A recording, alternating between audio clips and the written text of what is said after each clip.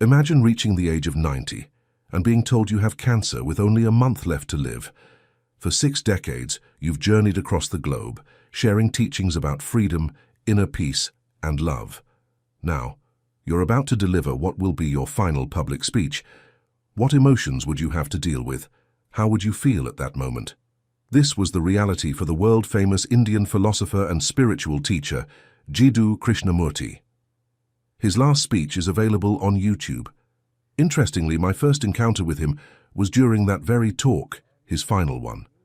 Even at 90, while discussing complex subjects and confronting the end of his life's work, he remained serene, composed, and deeply reflective. Astonishingly, there were no signs of mental decline, fear, or emotional turmoil. For the first time, I found myself genuinely captivated by someone else's words. I'd listened to many spiritual leaders before, but their messages often felt empty. They didn't seem to fully embody the teachings they promoted. However, this man was different. After all, death is genuine, something that cannot be faked. So what was Krishnamurti's secret? He often referred to himself as the speaker in the third person. Unlike many spiritual mentors, he never discussed his personal experiences. He offered no solutions and never claimed to be an expert on the mind. Many people followed him for decades, yet few truly grasped his teachings. As Sadhguru once remarked, Krishnamurti's mind was as sharp as a blade, cutting straight to the essence of things, but few could keep up with him. Nevertheless, he remained steadfast in his core principles and was indifferent to whether others understood him or not. There is no teacher or student. There is no leader or guru. There is no master or savior. You are the master, the guru, the leader, and the student all at once. You are everything. Yet near the end of his life, he surprised his audience. "Do you want to know my secret?" he suddenly inquired. The room fell silent. Everyone listened intently. He continued, "This is my secret. I don't mind what happens."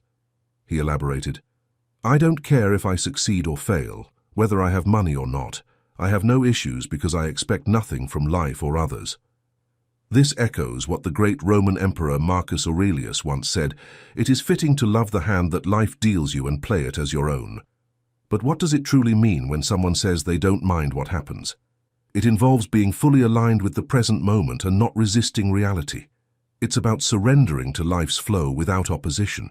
It's gentle, yet immensely powerful, like water that, despite its softness, gradually erodes even the hardest rocks over time. But how does this make sense? Does not caring about outcomes imply doing nothing? If I don't care about the result, why act at all? Is this an existential viewpoint? Not at all. The Bhagavad Gita, one of Hinduism's most important texts, offers insight.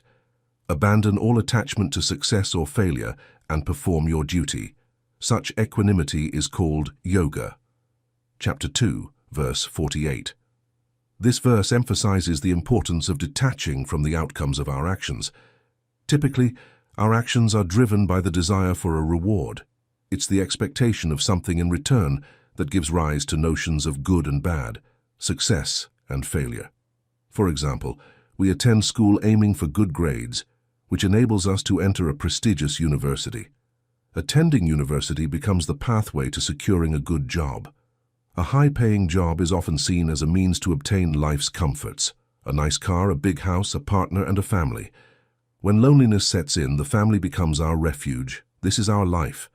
People constantly chase a perfect future they believe will bring them happiness. Yet the future doesn't exist, and happiness isn't found somewhere out there. It's always here in the present.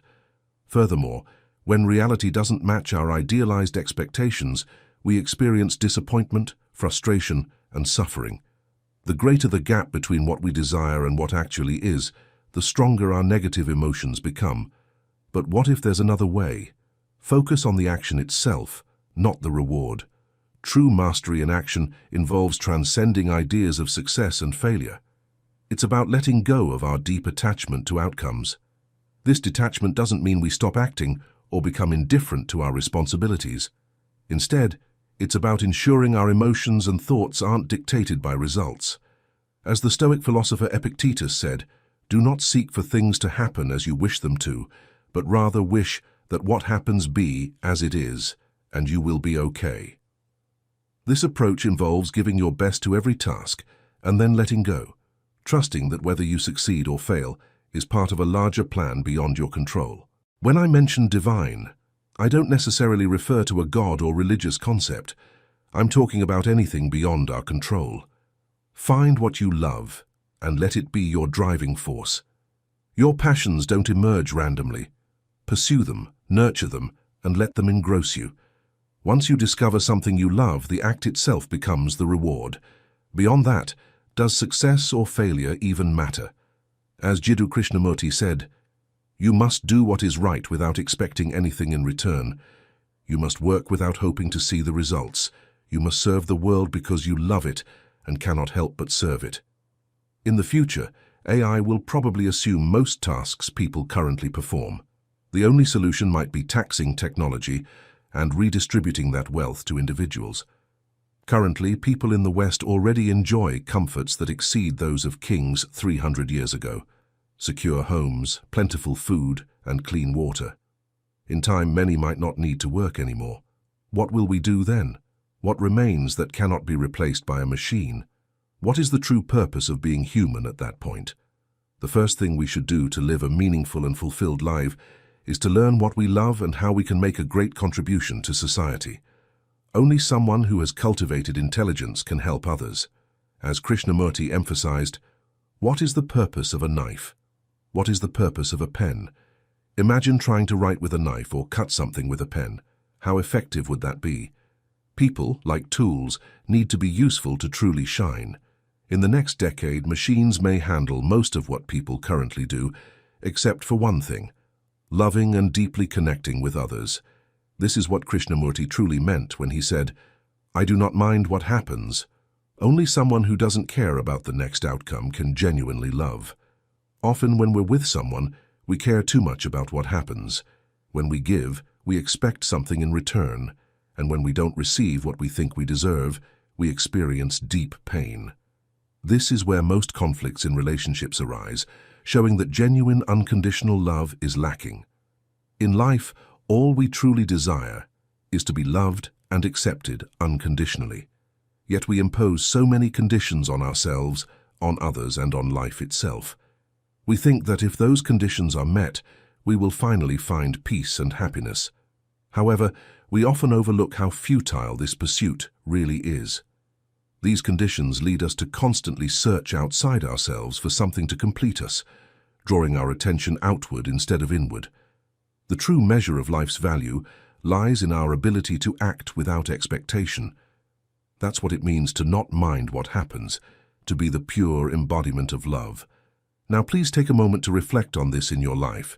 Share your thoughts in the comments below. I see you in the next video.